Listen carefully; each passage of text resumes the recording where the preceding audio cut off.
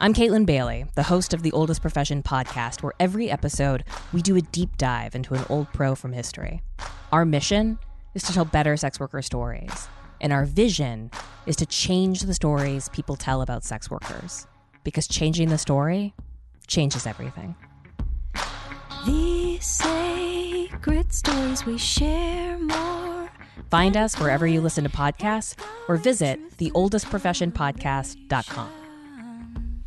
Steady and knowing we've never been alone here.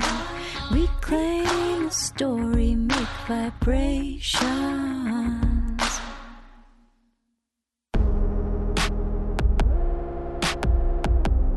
Welcome to the Peep Show podcast. News and stories from the sex industry. With Jessie and PJ Sage. Welcome back to another episode of the Peep Show podcast. This week I talked to Jamie Hood about her debut book, How to Be a Good Girl. We discuss writing about sex and trauma, leaving academia, sex work, trans identity, embodied writing, and so much more.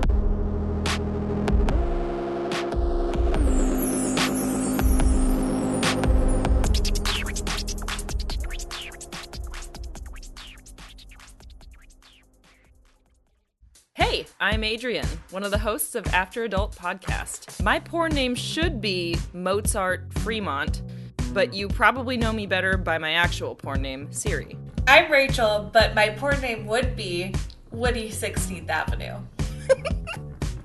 After Adult is a podcast about life and porn.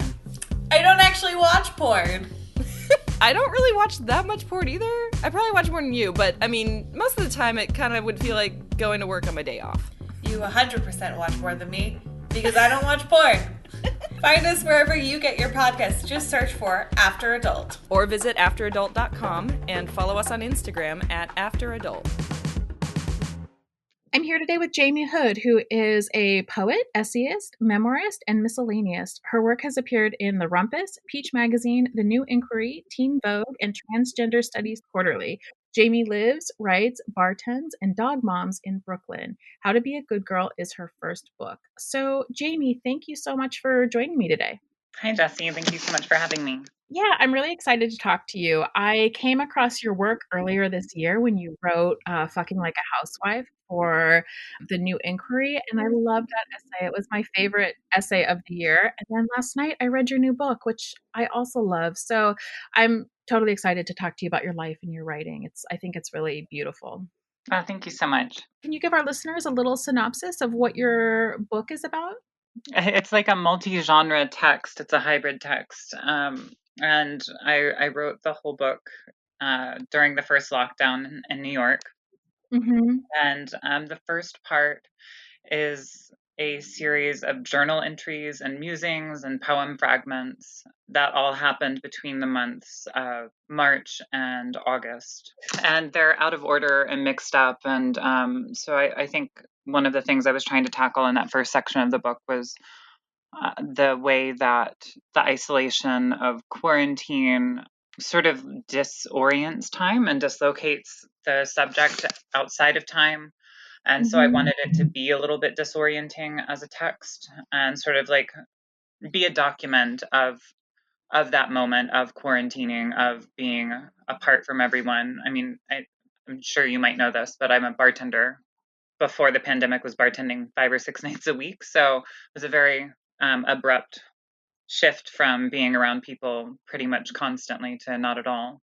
And then the rest of the book, the middle section is a long poem.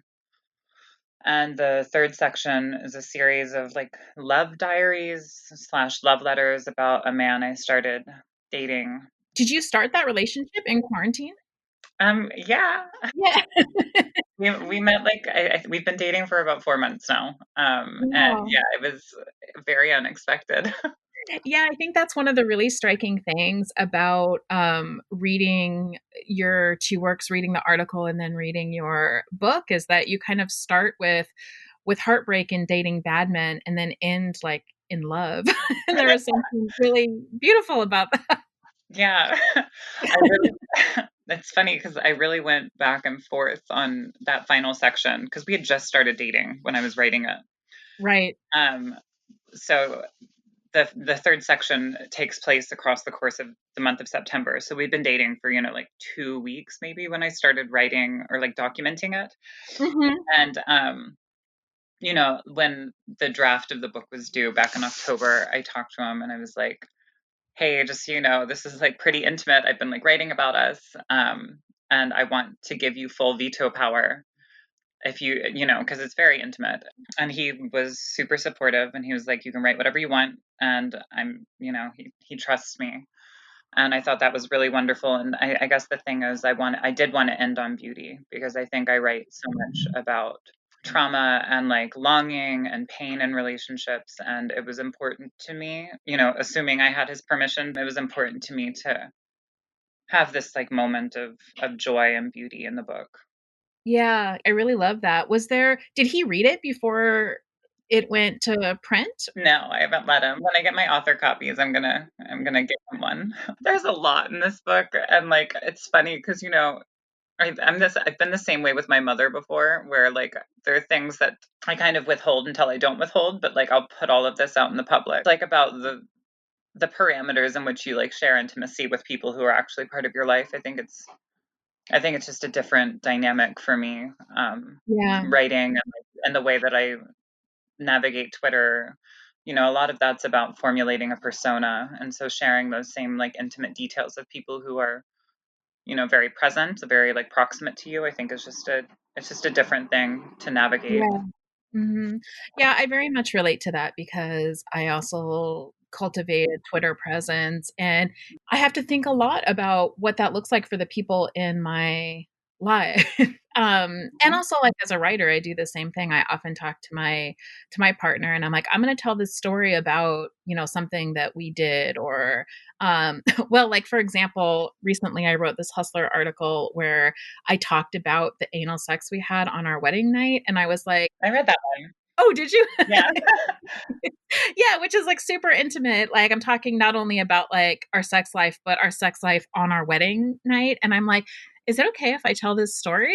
Like, are you okay with our sex life being, in Hustler? And he's like, yeah, it's fine. Yeah, that's wonderful. Yeah, I do feel this sort of need to clear that stuff. And what he said to me, which makes me realize he's a super supportive partner, is like, well, these are your stories too, and you have like every right to tell your stories. But I think that that's hard for a lot of people. I noticed that you talk a lot about your mom. How's your mom been like in relationship to your writing? I mean, she reads everything I publish, which is interesting. I mean, it's lovely. And like, I don't think we go into too much detail, but, like I write a lot about sex. I write a lot about traumas that I don't necessarily, not that I withhold from her, but that I don't know. There are just some things that I don't think need to be like detailed in how I talk with her about them. I'm very close with my mom. I think that it's difficult to like share pain with your mother. I don't want to diminish people's experiences in relation to like not having a great relationship with their mother, but I have this weird like protective impulse towards her now as I've gotten older, where it's like I want to protect her from the pain that I've gone through. Yeah. And so she reads everything, and she's very supportive. She's very proud of me. That's so sweet. Yeah, it is really nice. She hasn't read the book yet either. Okay. So yeah, I'm not sure. I'm not sure what she's going to think, but I talked to her about a few of the things that I was putting in the book to make sure that I had my details right, that it was okay for me to write about them. She's wonderful. She's very supportive. She's all I could ask for. Yeah, that's so nice. I understand that though, because I think moms tend to like feel responsible for the lives of their kids, even though they're ultimately not. Oh yeah, 100%. Yeah, and so that impulse I think makes a lot of sense to be like you don't want her to take on your pain or your trauma in a way that she doesn't need to. Yeah, I think that's like one of the interesting things. I was talking with my best friend about this the other day about how we like wrestle with sharing very like painful experiences with our mothers, and having to recognize as we've gotten older that of course they're going to feel somehow accountable or like guilty around like shit that we've been through after we where it's impossible for them to be accountable. Yeah. But recognizing that, and also recognizing that like after a certain point, the stories that we have to tell, the stories that we live through kind of have nothing to do with them anymore in certain ways. Kind of what you were saying about with your partner saying like, this is your story to tell. And it's like, Right. you can only protect others to a point. And after that point, you have to be like, well, this is a story of something that happened to me and I have to tell it. If I feel I have to tell it, I should try and do so responsibly and ethically, but like it is ultimately, my domain. Yeah, I think that's interesting. And I was thinking about that as I was reading your book, because there's a section that you bring up. I don't remember exactly how you say this, but what like the truth of stories is, or narrative, and that there isn't really, a truth. And I was thinking, as I was thinking about my partner who said like, well, it's your story, you can tell your stories. You do have to do that responsibly. But on the other hand, like the way that, he would tell the same story he wouldn't tell the same story in the same way. And that's true with, most of the thing, most of the things that we would talk about, especially in our relationships, like we experience those things differently. And so, yeah, I'm curious, like how you think about that, or how you, especially like as a memoirist, how you think about telling your own stories. I don't know if that's a coherent question. No, the question makes sense. It's like the idea of confessionalism and the ethics of writing from personal experience. Those are like preoccupations of mine, like going way back. I mean, the first poet I was super interested in was Sylvia Plath. I did my doctoral work on confessional poetry. Mm-hmm. And yeah, I mean, the section in the book, I talk about the idea that there's no such thing as a true story, which I pretty firmly believe. I think Yeah. this is one of the things like I was doing a lot of my work on in confessional poetry, which was like a resistance to the idea of women's memoir as a kind of like bleeding on the page. So take Sylvia Plath, because like, a lot of people will be familiar at least with her. This idea that like she just like opened herself up and bled all over the place, and that's what the work is. And Right. the fact is that there's no story that anyone can tell that isn't a formulation, like a construction. Right. Ultimately, like a memoir is also an art object, and so it can't be simply a transcription of experience, because the way that you experience something is totally ulterior to the way that someone in that exact same moment is experiencing it, is being perspectivized through the subject who is fallible. I think a lot about that too. That totally struck me as like, what are our stories? They are our stories. And even when they involve like the people that we're in relationships with, any kinds of relationships with your mother, with your partner, whatever, like they're still only your stories, I think. And I think that that's important to think about. Yeah. I mean, I guess the question, when you get into like the strict ethics of something like that, I guess the question is more like, to what extent am I, as a writer, like leveraging my authority over storytelling in a way that could potentially be insensitive to someone else? Like, like my partner, my boyfriend, he's not a writer, but he is an artist, and so, but like he makes art about shit that is totally outside of my realm and like not within my like skill set, and I wouldn't want to Yeah. control the way that he does that. And I, again, like I Yeah. think it's so wonderful to have a support network of people who feel, safe in the way that I tell stories about my life that involve them. Yeah, I think all of that is really interesting. I want to go to this idea of like women's writing, and the idea of this sort of like women's confessionals as being just like a bleeding or an opening up. When you were saying that, I was thinking of Helene Sixu, who talked about women's writing. And she has this line that I thought was really interesting, where she said that she was saying this in like a very like cis-centric way, I think, but I think we could expand it beyond that. She was saying that women who aren't far from mother like write in white ink. And to me, like what she meant by that was just that like there's a very like embodied way in which like women write. I was wondering kind of what you think about that, and because it seems to me like that comes across in the way that you write about femininity and like womanhood too. Sure. I mean, I'll be honest, I have not read Cixous since I was in grad school. Yeah. I remember loving the French feminist theorists, Mhm. but I haven't read White Ink in a very long time. But I think it is interesting to imagine, I mean, because like, right, when you talk about the idea of like women's writing or art creation isn't like fully Mhm. embodied in the way that some French theorists are talking about it, Right. it I think the fear is like it veers dangerously close to like a kind of biological essentialism. Absolutely. But I also think that you can like shift the optics on something like that, which is to say that like as women, and all sorts of different kinds of women, I don't even think Right. that applies only to cis women, but as women, the formulation of our identities, especially around sex, especially around gender, are so so compel us towards the body, and like Mhm. we're constantly discursively made reducible to the body, Right. that it fully makes sense to me that as women, whether or not our bodies are biologically coherent, Yeah. as women, of course, we orient more towards writing from the body, about the body, in the body, because that's a sort of very deeply like historicized, like long-standing tradition of like women's versus men's art making. Right. Mhm. Men are allowed to be, I mean, disembodied to Right.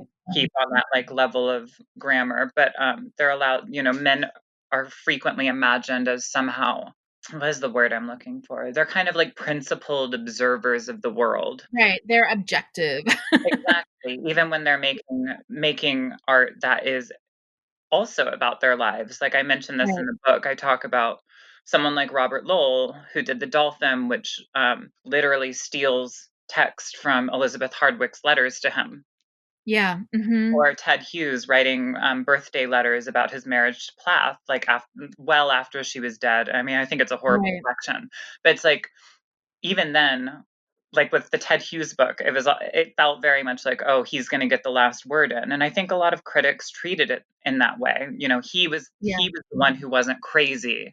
Like he's writing Right. about her marriage from a distance because he's able to take on this like godlike role. Going into like making art about my life, knowing what the sort of historical critical tradition is in relation to reading work like that, I'm like, it almost feels freeing.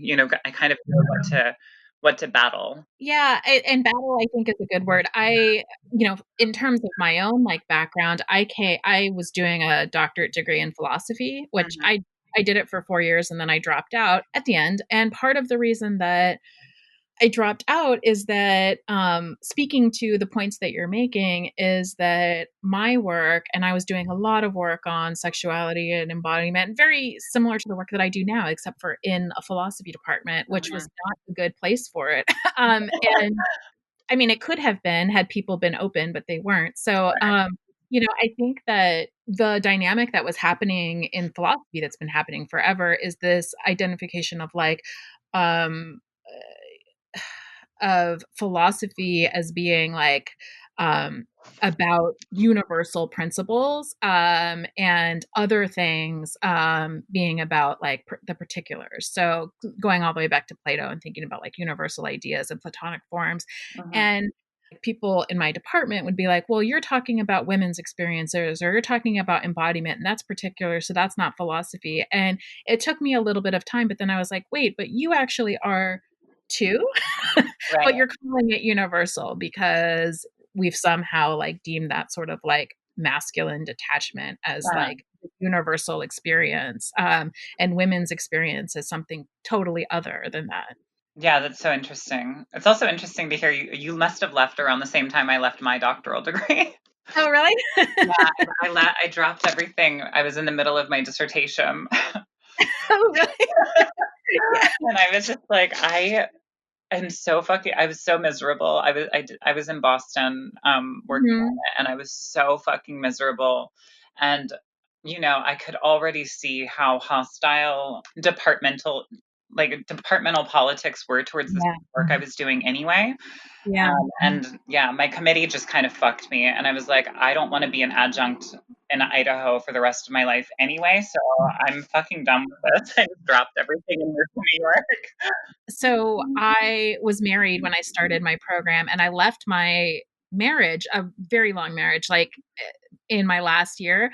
And it was this wild time in my life because I just like uprooted everything. And then I was like, well, I'll still finish my PhD. And I was in therapy, but my therapist, like, because I was a PhD student, I just saw the like PhD students that were in the clinical psychology program, you know? So I had this therapist that I worked with who was also going through a PhD program. So totally understood like the trauma of that. And one day I was talking to him about this, the same thing that you're talking about. I was like, let's say I get everything works out, even though I didn't think it was going to. The best possible scenario, I get a teaching job and, you know, I spend the rest of my life having this fight in these departments with people who don't want me there. And he was like, you don't have to do this. You could just walk away from the table. Like, why are you playing their game? You could just walk away. And I was like, you know what? I can just walk away.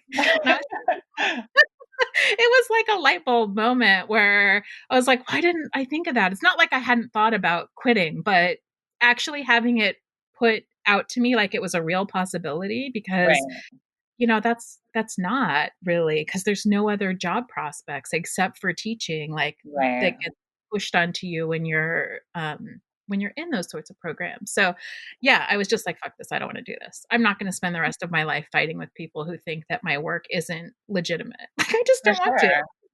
Yeah, I totally get that. I had never, like during the process, I was, like I said, I was miserable, but I actually had never really conceptualized the idea of leaving until it like came to me clear as a, clear as a bell. I was like, oh, right. Like I bartended for years before I, like a PhD. I was like, I can just fucking leave. I could just go. I can do that. I can figure shit out. Like it's not like they're paying you a lot, you know? I don't know. At that point, my funding was over. So it was like, also I can make more money bartending than I can like adjunct teaching.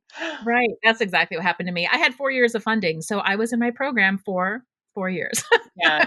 I had 5 and then I was supposed to get an additional one and it was my committee pulled the rug out from under me and I was like, I have no interest in continuing. Yeah, I think that's actually really interesting. So, I'm going to tell you that one of the things that really resonated with me about your writing, is this sort of, I'm trying to think of how to say this, because it's something that I've like struggled with in my own writing, is this sort of like unapologetic, embrace of femininity and like of feminine roles. And I was wondering like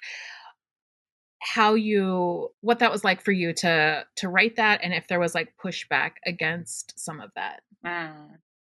Yeah, I think it's funny. I actually had a similar conversation again with the same best friend I mentioned earlier. We go on like bi-weekly, like long quarantine walks and just, I've been talking a lot about like the book process and shit like that. But she was telling me her mom just read Fucking Like a Housewife. Like was responding to it to my friend. And it was just so interesting because she was responding to it from the perspective of a woman who actually was a housewife and really didn't want that to be her life at all. And I think, when that essay came out, I think I did get a lot, not pushback. It certainly wasn't confrontational or like malicious or anything like that. But I think there was like this strange sense of simmering resentment, like the idea that like what I was articulating was a desire for some return to this like fantasy past. Yeah. And I think it's like a fair critique, I think the thing for me though is like what I talk about in that essay is about like accessibility, right? Like what structures of heterosexual life am I being excluded from? And to what extent does that exclusion as a trans woman, to what extent does that exclusion perhaps like put a fire underneath the fantasy, right? Like make it sort of like increase the intensity of it. Like desire being this thing for like, is like a process of deferral. Like you desire something Right. you don't have. The thing for me about that essay was like, I'm not talking about a literal sort of like dailiness Right. Mm-hmm. of the housewife. I'm talking about the fantasy of being able to be inside that world, Right. Right. rather than the sort of mundanity. Although, I mean, in the essay, I also talk about like this notion of like, what would it be like if my womanhood was mundane? If like my femininity and my womanhood weren't treated as freakish, as like interventionist, right? Like I want Yeah. to be boring too, you know Right. what I mean? And like so not being able to have this sense of my own womanhood is something that is just a usualness is also part of that. Speaking from my own experience, like I am a cis woman who has had kids since I was very young and has been a wife for most of my life. And so I think that, and has actually pushed back a lot against that. I've also always had my own career and things, and that's been important to me. But there was something about that sort of ordinariness that I think spoke to me from the perspective of a sex worker. I think that I had this conversation with somebody online last night on Twitter. So he started talking to me and he was like, so how old are your kids? And do your kids know that you're a sex worker and blah, blah, blah. And I was like, you know what? I'm so tired of people like interrogating my life as if I'm like some sort of freak show that I have to like explain my every move to like random strangers who are projecting all of this stuff onto like my life, which is really rather ordinary. Mm-hmm. And but it's not like perceived in that way. And I think that this may be entirely like tangential, but I was thinking about the fact that as you were talking about ordinariness of how to deal with having other people push like their projections like onto you about what that must mean and how it must be so entirely different. Oh, I mean, I think this is great and generative. I think just hearing sort of like sidewise perspective to that. Yeah. Yeah, I don't know. I mean, I can't speak. I feel like I'm less equipped to speak about sex work in a sort of like coherent way, just because I was only working for like 2 years, Yeah. um, Mhm. and it's been 5 years I think since I stopped. So Yeah. it feels like another life, Yeah. like grad school Mhm. feels like the life that I left behind before that. And it's just like, I mean, I get what you mean because like, I think that anytime it's interesting because there can sometimes be almost a pleasure in it, right? Mhm. Like when you're speaking from a place of marginality Right. or sort of just like on cultural sidelines, like as with sex work or as with transness and transition. Right. I Mhm. think that like there's a kernel of pleasure that comes out of feeling kind of exceptional, feeling like Yeah. special. But then Mhm. I think like the problem is that then you realize that that specialness is not really. It's reductive It too. is right. Like it's like people aren't treating you special because of you. They're treating you special because of an idea they have of what that says about you, because of this idea they have about this category. Right. Um, Mhm. Yeah, But I absolutely. mean, I think it's an interesting friction. It is one of the reasons why I think I like to write in those like margins and those lines and Mhm. about experiences like that, because it is about it's about like reclaiming authority over those stories that have been taken from you, right? Right. Um, Mhm.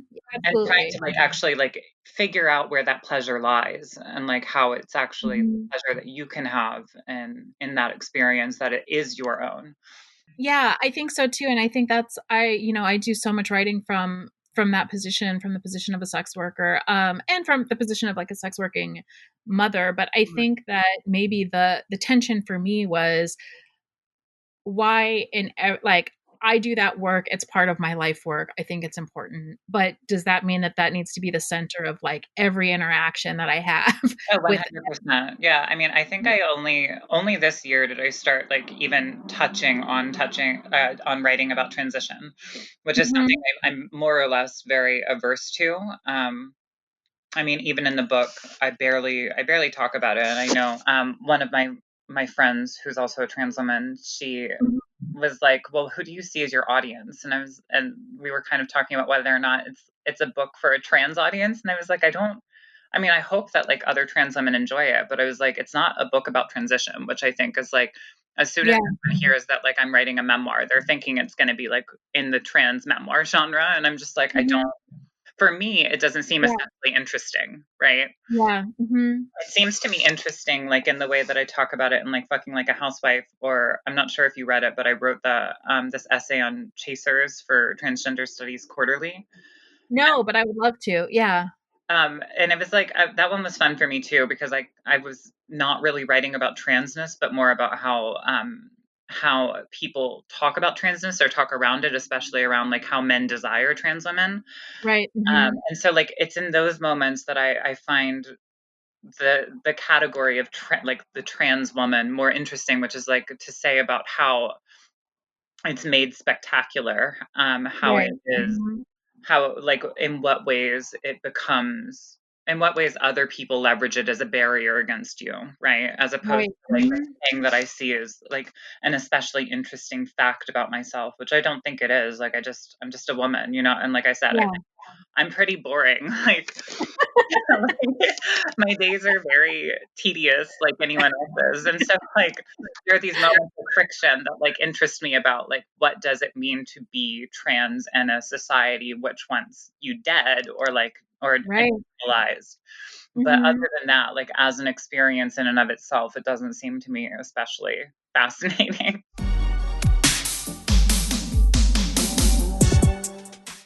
Now is a good time to hit the pause button and head over to our Patreon at patreon.com/peepshowpodcast. Even $1 a month shows us that you care and want to see Peep Show continue to thrive. Also, you can help increase our reach with a review on iTunes.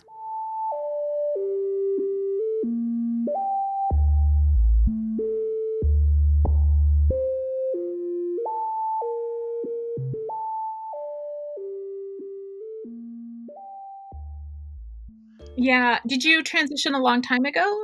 It's been a long time, at this point. Do you feel like you would put your transition in the same sort of category as like your grad school or your sex work, as like something that happened a long time ago that you feel distant from? Not necessarily. I mean, like for me, transition was like very incremental. Like basically from the time I was a kid, I was never, like I was very clearly a trans kid. I was always there was never a point in my life where I wasn't all sort of swimming against gender. And so there was never a point where I like wasn't the person that I am. It's just about like certain forms of medical access that have shifted as I've gotten older. Yeah. And just the ways that I articulate my womanhood have changed. I think that, like 10 years ago, 15 years ago, I was more interested in articulating my gender as something that was like deeply radical and outside of the norms of like cis or trans. So I think I played around a lot more with different variations on femininity and like different relationships to gender as something that I did not see as useful to me. Yeah. But yeah, I mean, I don't know. Transition has never been there wasn't like a before and after, if you know what I mean. I think that yeah. And not to say that there's anything unusual in situations where that is the case for someone. Like I think lots of people have different approaches to how they transition, how they imagine their gender. It's just for me, it was, I don't know, there was not like a light bulb moment. It was just, okay, I always was resistant to traditional categories of gendering, and like I don't know, like am I able to afford to do HRT? Yeah, right. And so that did, so that was a different question for me. It was just about access and affordability. Access is something that comes up, I think, a lot in your writing, but in the book too, in like you talk about fantasizing about healthcare and having, health insurance and all for sure. I feel very fortunate that like I have a clinic that subsidizes kind of medical needs I have, but yeah, I don't know. I think that that's another place where like transness is an interesting point of conversation, which is to say in terms of how we imagine like the failing and flailing like American healthcare system. Yeah. And like where it perhaps like, has these moments of rupture, like especially around people who are outside the sort of the center of like culture, right? Yeah, I mean, I have a trans son dealing with the medical system has been very difficult. Yeah. I mean, we're very, very lucky because we have a gender clinic and we live in Pittsburgh. We have a gender clinic in Pittsburgh and an adolescent one at that. So like they made adolescent transition like relatively accessible, which was really great. And also like name and gender marker changing and things like that. Those sorts of things we could do at that level. But at the level of just dealing with staff and having people recognize, like, not misgender him and Mhm. using the right names. And that sort of stuff has been really hard and hard on him because it's been like fairly traumatic too, Okay. to have to account for your like identity over and over and over again. Yeah. Yeah, for sure. I had this conversation with someone who I know means well, but they had gotten kind of irritated with someone else for essentially it was a trans person who was upset about being continually misgendered. And Mhm. I there was someone I know who responded to that irritation by being like, well, why can't you be patient? Like everyone's learning here. And what I said to him was like, yeah, of course. But like the fact is, like, if you're a person who exists in the world who is constantly being misidentified, constantly Right. being asked to be patient, like you have to understand Mhm. that like that patience wears thin, and like people who are being mischaracterized by others, Mhm. perhaps especially in relation to like trans subjects, trans identities, Right. it's like the level of patience that you're expected to have is like so astronomically Yeah.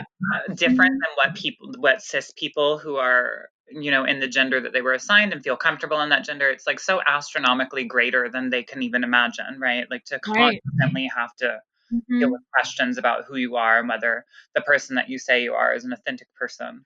The level of like questioning Hmm. in every casual interaction, especially, I mean, now it's not a big deal. It's been a fairly long time. I mean, I shouldn't say it's not a big deal. I should say now it's not so confronting as it was 5 years ago. But, Sure. um, to have to go to the store and run into somebody and then decide like how much of this are you going to engage in, are you just going to not say anything at all, and Right. this constant negotiation that people just don't have to deal with. Yeah, for sure. This is the first book that I've read set in quarantine, I think, because we're still kind of in the middle of it. Right, yeah. So this is a pretty early like reflection on like life during COVID. I'm wondering like what the process of writing that book was like for you. I like how you organized it and it was disorienting because I feel like this whole experience has been disorienting. Like it's been a short amount of time and a long amount of time, and it's hard to make sense of any of that. It was interesting to me because like not to be pro COVID by any means, but I try to be like cognizant of the fact that there's no way I would have written an entire almost 200-page book in the span of Right. like, 3 months for the main portion of the draft, and Yeah. then an additional 3 months for sort of adding to it and revising, etc. If I had been working, because as of Yeah. in last December, I was working 3 bar jobs. I was working constantly, and I mean, like, I'm very good at time management, and I've been bartending a very long time. When I first moved to New York and I was starting up bartending again, I was just partying all the time. I was like drinking so much and doing so much fucking coke, but like, like after a number of years bartending in New York, like it loses Mhm. its appeal, and it either kills you or you have to, shift the way that you relate to Yeah. like nightlife. Right. So I think over the last few years, I've had a much better work-life balance, I guess, in relation to Mhm. bartending. So like even bartending as often as I used my mornings and my early afternoons productively, either reading Mhm. or writing. But either way, there's no way if I was not totally isolated and totally out of work that I would have been able to accomplish the book in the time that I did. So Yeah. kind of interesting for me just to see like one of those things where I'm like, oh right, like I can do this all the time. Like I can be that kind of productive person and am when I have the opportunity. I actually wrote a second book during that same period. Did you really? I did. It kind of split out of How to Be a Good Girl. I was writing like very, very short erotic poems that ultimately didn't fit into the long poem in the book, and they became a separate project about sort of more explicit like relations to the way that I imagine like my body and like fucking and desire. And I mean, if I can be more explicit than I am in this book, you know, sort of just doing that, and also orienting it in relation to like photography and other like art forms more explicitly. But it was good to have some sort of aim during that first period of lockdown. I'm very good at being alone. I love my alone time. Like I'm a Taurus queen. Like I just like to be in my room and my bed and sort of like have a lot of space away from other people. Yeah. And yeah, I don't know, like managing that time and having that alone time was important. And it was also really nice to have some sort of reason to get up in the morning and say like, this is going to set my day apart from the other days. So I just made it like a nightly practice to write for a few hours at the end of the day, even if that was just a few lines or journaling or drafting poems that a lot of them, you know, are going to end up nowhere. But I feel like that too, because when people ask me how I am in COVID, which, you know, is a reasonable question, we should all check in with each other. But my experience in the last 9 months too have been it's been really generative. Like to have time to be able to create something. I don't know. We started the whole like we've had this podcast for 3 years, but we built a whole like online magazine around it that didn't exist before this, because, you know, there's just when everything gets disrupted like it did, like I had a column that was furloughed because there's no advertising because nothing's open. So, okay, well, now what do we do with all of this energy? Where am I supposed to put my stuff? And I think that, you know, to kind of redirect and shake up the um, routine of your life can also be an opportunity to do something different or to have space for things that you didn't make space for before. 100%. Yeah. I mean, it was interesting for me too, because like I had to reckon with the fact that this thing that I have consistently counted on and assumed that I could always count on as like a central source of income, bartending was totally taken away from me. Right. And like in this moment, even, you know, like there's no real relief for bars and restaurants in the way that, I mean, you know, essentially it was just like forcing a reopen of the economy and then blaming bars and restaurants for being open, you know, for like the continual spikes in cases and shit like that. But, you know, I don't know that there's going to be a bar industry after this winter. And that's been very disorienting for me because there are two things that I've more or less been able to count on for the last decade, which is like work and bartending as like, this is quick fix money when I'm like hurting. And having to look at, you know, as we said, as we were talking about earlier, like I'm not doing sex work anymore, but I know people who are, and it's like that business is also kind of fucked right now. And so it's like these two sources of income that are just like potentially being decimated by this pandemic. And at least with bars, probably for the long term. But it also like compelled me to, you know, say to myself, like, do I take myself seriously as a writer? Like maybe this is the moment to try and figure out whether or not I can make that a sustainable form of my livelihood. Like maybe I can turn this into, you know, it always feels shitty to talk about your art in terms of money, but, you know, like maybe it's possible for me to like live off of writing, or at least like have like a significant portion of income that comes from writing, and finally like, you know, really take myself seriously as a writer instead of just saying like, oh, I'm a bartender and I publish sometimes, you know. There's two things that stood out to me as you were saying that. Coming from your book, you had two lines that totally stood out to me. One of them, I'm kind of scanning through your book right now. trying to see if I can find what I'm talking about. But I think I may know what you're talking about if you don't find it. Yeah, one of them was about sex work, and you said, that you had promised a partner that you'd never go back to sex work, but you were also the kind of girl who liked to survive. And I thought that was really powerful. But then the other one was about money and about like turning your art into money, and how you like to think that there's something like crass about that, except you actually have to, and Right. I very much resonated with that, with both of those things, actually. I'm like actually probably reading my own like experiences into this, but with the sex work line, I thought it was really interesting because one of the things that you do when you're like talking about sex work is to talk about it in its like complexity in that line, but also in the line where you're talking about the dad who was like, or not your dad, but the client who was like, oh, I wouldn't want my daughter to do what you just did. And you're like, okay, but if you were my dad and you had the kind of money where you were paying these prices for your own recreation, probably this wouldn't be, on the table for me in the same way. And, but also you talk about it in this way that's also very like life affirming. Like I want to be able to have the life that I want to have and have it, be able to survive. Like, I think that your book is very much a survival. It's a love story, but it's also like a love story to life itself. No, I love that reading. Thank you so much.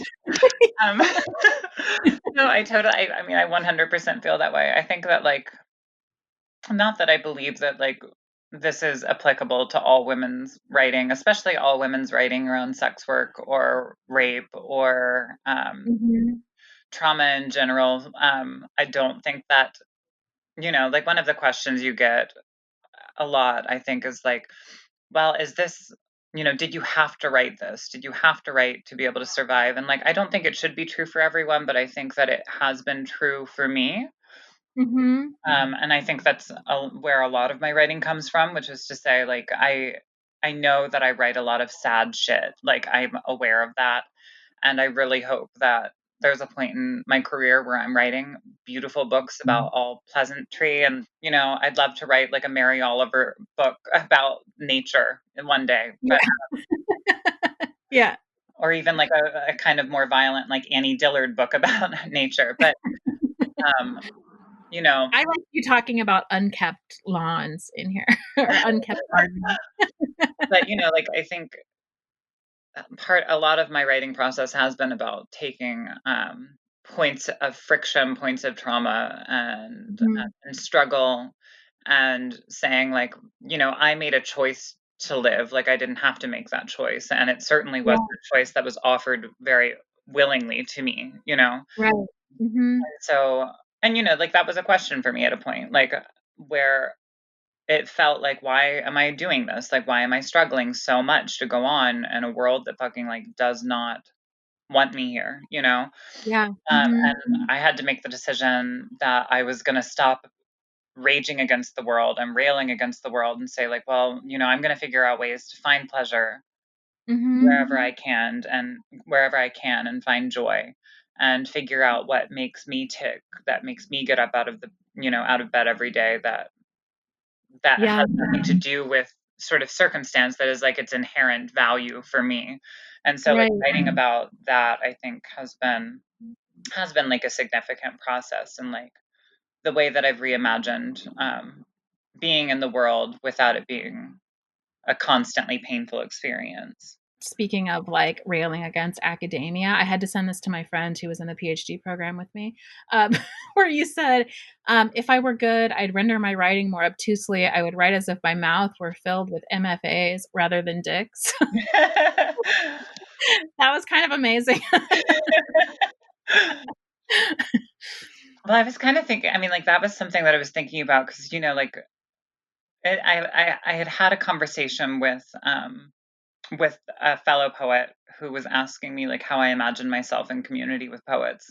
And I was like, I don't say this like resentfully or angrily, but I don't know that I do, because like my writing has been so internal and private, and like I did get, I did go to grad school, but it wasn't creatively. And I wasn't doing creative work when I was in grad school, which was another reason I left. And I've never really been, especially like technically part of a writing community. Like I have a lot of writer friends, but I don't have like a writers group. I've never been on staff anywhere. And like, to be honest, like I don't know that I think other poets think of me as a poet's poet, you know? Yeah. And I'm fine with that. And I like writing the work that I do write and being, I don't know, like I don't, I can write obtuse poetry too. And I have, and I also like writing stuff that like to me, like very clearly connects with people. Yeah. And that's exciting for me. And I also love all sorts of all sorts of poetry. But Yeah. yeah, I don't know. I was kind of thinking about like, because this friend in question was talking about going back for an MFA, and I was like, I just don't think I would ever want to do it. You know, I don't want to ever go back to that shit.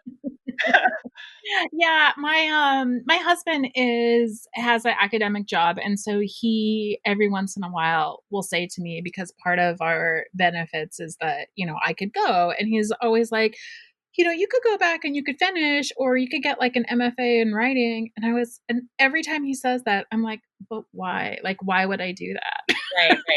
Like you have a career, like you're already doing it. Like, Yeah, but I'm sorry. already writing and I already have stuff. Why would I do that? And it's interesting, I think, because, and this is nothing like negative about him. He's just like, you have an opportunity if you want it. And I'm like, yeah, but I don't want it. So like it doesn't matter. I feel like there's a way in which, and I relate to you in this too, like I don't really have academic friends anymore. And that's because like it's much easier, not easier in the sense that it's the easier route, but easier in the sense that it's more natural to me to find community and to find my own voice actually in the writing that I do that's not academic, in the sex work community that I've built. And Sure. Yeah, I know. It's funny too because I'm like, and I'm trying. This is gonna sound so bitchy, but like whatever. Like more people are going to read my little book about like sex and desire and sadness than will ever read anything I would have published as an academic, anything that the people that I worked under as an academic published. It's like it's going to reach more people. And that's like, for me, that's what's important about writing. Like I'm interested in writing on the level of connection and on the level of opening up experience and formulating like intimacy in a public space. Right. I think that's crucial to me. The other thing is that I think it's very important to have writing that does not erupt out of academic discourse or doesn't have ties to the academy or sort of institutions that are so entrenched in how we imagine intellectualism. Like, I think it's actually incredibly important to have models of writing and production of the written word that are like totally outside of those institutions. Like we should be able, I think anyone should be able to publish a fucking book if they want to and want to put that work in and go through that, process. And I don't know. I mean, like I feel more creatively generative than I've ever felt. And that's certainly not true when I was part of what might be imagined as a writerly community, which is to say like an academic community. I totally resonate with that. And I don't know, so part of me has wondered, like, since leaving, if that's like a product of the fact that, I was a working class academic and a first generation college student, and that really wasn't my world. It was like, I was almost like an academic tourist who like dropped in, learned some ways to frame up my own thoughts, and then like went out. Oh yeah, I was an interloper too. Like, I'm glad I like stole all that information and like got the fuck out. I was like, these aren't my people and this is not my place. But wow, this is all really interesting. I'm glad that, I read all these books and now I'm going to go back to living life in the way that makes sense to me, because I think that especially when I was really young and I was kind of seduced by this world that was so foreign to me, and it really did feel like a seduction. I felt like I got pulled into this thing that seemed so big and wide and open to me. And then the longer I was there, I was like, wait, no, it just gets narrower and narrower and narrower. It doesn't, it's not more expansive. And I think I realized like this isn't my place and these aren't my people, but I'm glad that I gained the sort of skills that I gained to be able to I don't know, to think in a way that made my world make sense. I think, well, it's interesting that you talk about that seduction because I also felt the same way. And like, for me, like one of the reasons I decided to go to grad school, or it didn't even seem like a decision, right? Like it felt like something I saw the sort of academic world as like a salvation from poverty. Like I thought that Yeah. that was how I was Mhm. going to get out of being a poor person. Yeah. Me And too.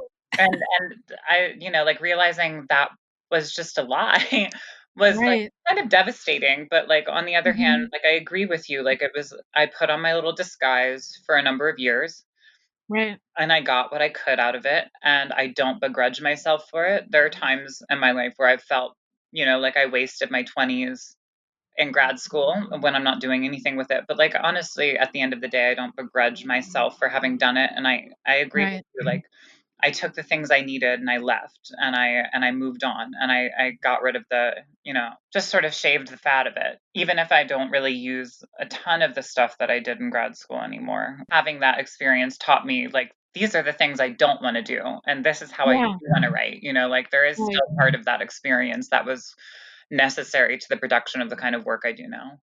Yeah. Yeah. I absolutely feel that way. That discovering that lie though, that was pretty traumatic to me. Oh yeah, same. I thought, well, especially because I had debt from undergrad. Yeah. Mhm. I had I was like a half scholarship kid at William and Mary. Mhm. And I didn't borrow that much money, but I did borrow enough that, I don't know how I'll pay it off, but Yeah. that was Same. but, like that was part of the trauma of like realizing that lie. It was like, Yeah. oh, Mhm. like this is not going to save me from this. Right. Mhm. Yeah, and I think that there's some I don't know, this is kinda I think that there's some tension that I've had to learn how to live with or to deal with in these sort of like what I feel like are cross cultural clashes of like expectation and what I don't know what it means to have the sorts of degrees that we have when actually like what it means to me is not more um, financial security or even career opportunity, but something very different than that. I don't know because it didn't really lead to anything. Yeah, I mean, same. I was talking to a friend of mine last night who was in the one that I sent that quote to, Mhm. who was like, she finished, but she's like, I finished and I feel like I've spent the last like 2 years trying to kind of purge that experience. Yeah, I mean, I think when I moved to New York after grad school, like I had never really had, another thing I don't begrudge myself is being such a party girl when I first moved here. Like I just like, went nuts because I had been such a goody two shoes for so long. Yeah. Again, like I was like, okay, I'm gonna crawl out of being poor by higher education. So it was like I was such a good girl in high school. Like I Yeah. didn't get drunk for the first time until my freshman year of college. I didn't touch drugs until basically, I mean, like more or less until I moved to New York and like yeah, I don't know. It's just like I part of that process I think was also repudiating the like what you were saying, that purge, like repudiating Mhm. this like academicist worldview that was like ultimately not what I really wanted. And it was kind of Yeah. refreshing to just do a total 180 and like be this Yeah. like crazy party girl in New York. And yeah, I don't know. I feel like I also got a little something out of my system. Yeah, you said in the book that you like have hardly drank since quarantine started. Yeah, I mean, I for the last number of years, I don't typically keep booze in the house. Mhm. I don't know. I am a tank. I mean, not anymore. My tolerance has gone down a lot during quarantine. I used to be a tank when I was bartending. Like, oh my god. But I don't really drink at home. I don't know. I don't like drinking alone. I don't really, unless I'm like cooking a fancy dinner, and like then it's just wine. But Yeah, I think I know for sure that I didn't write anything after I quit for a couple of years I couldn't because even read. I didn't either. And I think I had to like just change my way of thinking and then come back to writing and um come back to writing and to reading with a different perspective. Totally. I mean, that was kind of interesting for me, even in the process of like doing this book, because, I was rereading Bart and Sontag a lot during that Mhm. period of time. And it was like reading totally different texts because the last time I had really touched either of them was in grad school. Mhm. And I liked Sontag back then, fine. But I don't know. It was just like, especially with Bart, like Camera Lucida and Morning Diary felt like, I loved Camera Lucida. oh, That book is same. so Have you read Morning beautiful. Diary? No, but I've read Camera Lucida. Okay. Morning Diary is lovely. It's like a journal he kept in the year after his mother died. And I don't know, it's just so strange because like Bart's writing is like so personal and Yeah. so Mhm. intimate and so like devastating. And like that wasn't at all what I was pulling out of it, 10 years ago. Yeah. Yeah. Yeah, Yeah. I had to like, and it's been like refreshing to go back to some texts that was that were shoved down my throat essentially. Before, and like to sort of like see what kind of pleasure I can get out of them now, how they're just like, can shift my world in different ways now. Right. Yeah, so tell me, as kind of a wrap up, like how do you feel now that your book is done? Oh, well, I mean, of course I feel good.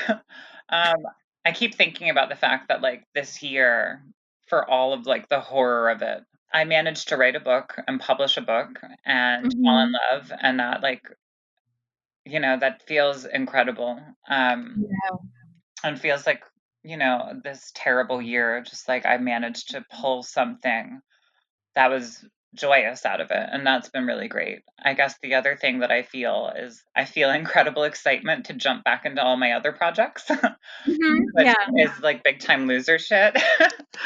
Like, I'm working on 3 other books and I have 3 essays that I'm hoping to finalize and pitch soon. So I'm kind of like, I want to do like an essay a month and hopefully place them and get the second book that I wrote during the first lockdown kind of finished up and revised and start sending that manuscript out to places.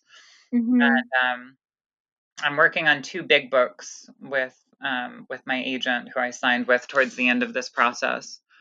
And yeah, so I'm gonna try and figure out exactly where things are going. It feels good to have like of course I feel like that sense of accomplishment. Like I feel really good and I'm so excited for everyone to read it. But I'm also just kind of like, okay, that's done. Time to like do these 18 other things that I've been like brewing on. Yeah, yeah, I totally understand that. It was so nice to talk to you. Where can people find your book and your other work and your articles? Honestly, I need to make a website, but I'm so for someone who's like as online as I am, I'm like terrible with technology. So I don't know. Depending on whether or not I make some money with the book, maybe I'll hire someone to make me a website. Yeah. But yeah, I mean, you can Google Jamie Hood. I'm most of the like top results on Google. And the book you can find in my bio on Twitter, or my bio on Instagram, but also at grieveland.com. So they have the link to the book. I don't think it's going to be in bookstores. It's like a very significant distribution cost to do so. And we wanted to make Mhm. sure that like they're a small press. I want them to make money, and like I'm unemployed and they want me to make money. So Right, it was right. basically a decision to keep it sort of like between us. And so we're doing it through the website, which is great. And they have been so wonderful for the entirety of this process and taking that Nice. chance on me. So yeah. Um, but it has been really, really lovely talking to you as well. Yeah, thank you so much. I really enjoyed it. Oh, thank you. I hope you have a great day.